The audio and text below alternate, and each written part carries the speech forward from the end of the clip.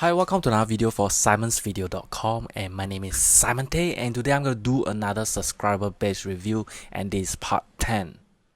Okay, let's start. First off, the first base that I want to review is by this Nori Fiza Abdul. The base in-game name is NAZS08. So basically, the first thing you can see from here is there is a exposed mortar.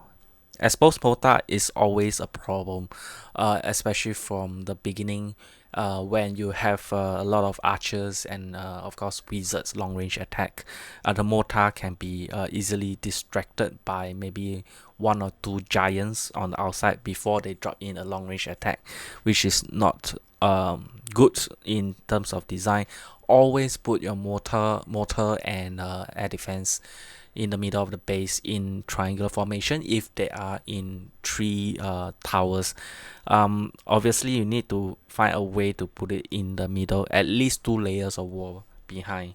This is a Town Hall 7 trophy base, and which means that you will be attacked multiple times. The first time round you may win the attack and you get a certain amount of trophies, but ultimately you'll still get overrun by attacks. So I'm not saying trophy base is not good. This that you might get very high trophies and you get very tough enemy very easily, and you will find it difficult to accumulate your gold and elixir to upgrades. Second is your first layer of the air defense.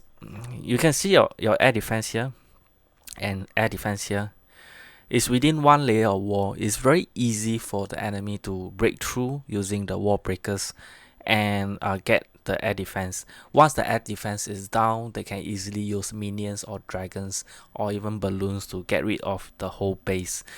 Even though you have archers and wizard towers, if they can overrun your base with a mass dragon attack, without your air defense, is very tough to defend. Second, third is your traps. Your traps is in a position that almost like you know that the enemy is coming for your mortar, but at any event, if they actually drop in, for example, goblins, a single goblins, they can trigger all the traps, and you render it ineffective. So all these traps, other than they can trap one or two troops, they are not 100% efficient. What I mean by 100% efficient is one single spring trap can trap 15 spaces worth of troops. So if you think of this way, the spring traps putting in this position can be easily run over by maybe the hero or the P.E.K.K.A without doing any harm. Maybe they drop in the golem first before they drop in the wall breakers, and then go through with a little bit of giants attack and get rid of your mortar. Then this base will be rendered pretty defenseless. Next is your mines and collectors is a bit too concentrated on the top side. You can see that this is a perfect lazy farm targets. You can see this area. So and at any event that you leave your base unattended for more than a day, all the resources will be accumulated in your elixir collector and gold mine, making it very delicious for enemy to goblin and rush your collectors and gold mine, which is unprotected right now. They can just take them all, and then you know the best is you can split them and spread it around the base with a non-resource in between them, and alternate them, so that the enemy goblins will have to run a longer distance, or they have to deploy in one or two goblins separately, which is very easy to be taken out by multiple towers. Okay, the next base is by Seth Alalili, I think, and the in-game name is Seth. Okay, the first thing I realized is a Town Hall 8 trophy base with archer and cannons a little bit unbalanced. The reason why I like balancing a base is because you can cover each direction of the base equally. If you look at this, the archers and the cannons, It's not exactly in a pentagon shape. Um, the pentagon shape is equal distance from each other so that you can place in in a very perfect pentagon. In that way, you'll cover all directions more equally. The second is one mortar on the right side is slightly exposed within a single layer of wall. So if they break through this one single layer wall, your mortar and the air defense is also exposed, making it very easy for enemy to break through from this particular direction. Next is of course your spring traps. I can see some of your spring traps is in positions of in between two resource. That will mean that the giants will walk through them without stopping, and maybe you'll be only a spring trap away one single giant. That is not very effective. For this particular spring trap on the top center side, is in between one tower and one resource. I'm not quite sure how effective it is. The effectiveness really depends on whether or not they are both the towers and the resource are touching the spring trap. If they are not touching, it means that the spring trap may not stop the giant. The giant will walk to the next spring trap before the spring trap is activated. Spring trap, the one at the back. So it may not be that effective. The best is the goal and the archer towers are touching the spring trap, one spring trap, to make it specially effective. And what else? I think for this particular base, other than the archers and the cannons, not very balanced. The rest is quite alright. You can see that the gold mines and the gold mines and the resource is all spread out.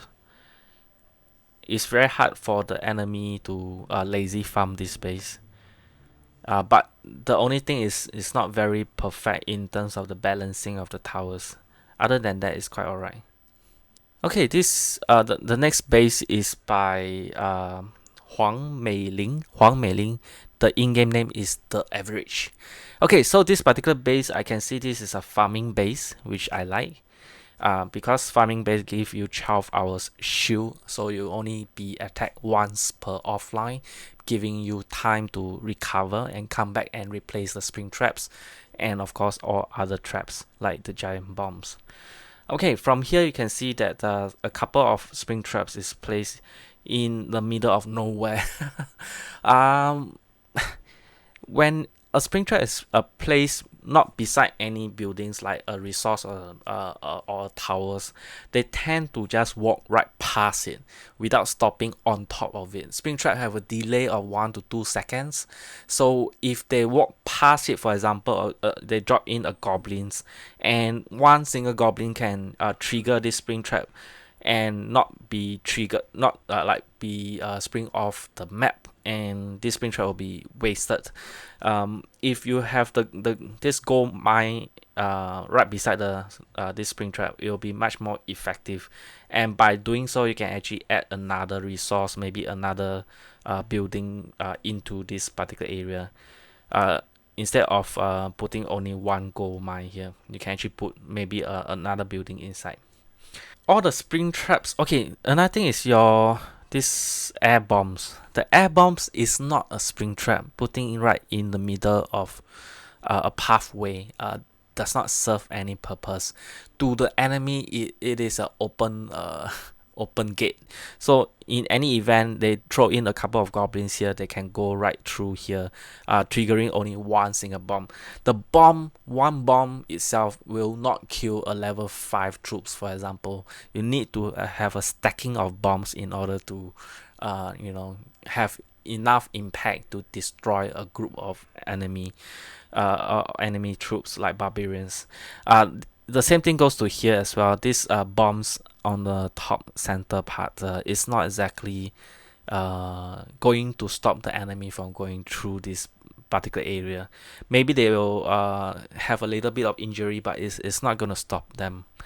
The spring trap here is quite alright for the goblins, but not for the giants. The giants will just walk right through it and it will not stop. So one single giant, 5 spaces is a bit waste. If the best is you can spring trap 3 giants or 15 goblins is the best, most effective spring trap location.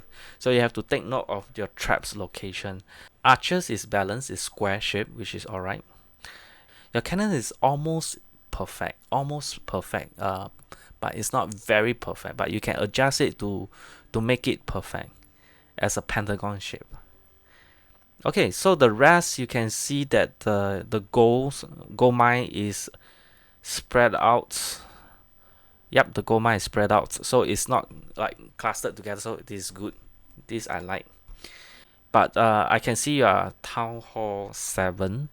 So I can see the walls are not highly upgraded. If it's your Town Hall 6, you can actually get a much higher level walls. Now you are Town Hall 7, your walls are actually pretty low level. So try to upgrade them as soon as possible. Otherwise, you'll be a premature Town Hall, which make it very hard to accumulate gold, because the Town Hall difference have a penalty. If you are attacking someone of lower Town Hall levels than you get less loot. So you need to up your trophies to attack someone higher Town Hall level, but they are very hard to defend against. So try to upgrade as quick as possible. Do not upgrade your Town Hall anymore. Max out the whole base before you upgrade your Town Hall. Right. Well, basically that's it for this video on subscriber base review town for number part 10. For next video, I will separate into maybe a couple of videos per week to make the subscriber base review more specific to Town Hall's level. So do send it into 7078@gmail.com. The instructions in the description below. You can click on the video to see how to send to me, right? So basically that's it. Remember to comment in the comment section below what you like and what you do not like. Of course, all feedbacks are appreciated, and of course do share to your friends and subscribe. So thank you very much for watching Simon's video. Have a nice day. See ya. Bye bye. To support for this podcast, please visit simonvideo.com for more podcasts and application reviews. Thank you very much.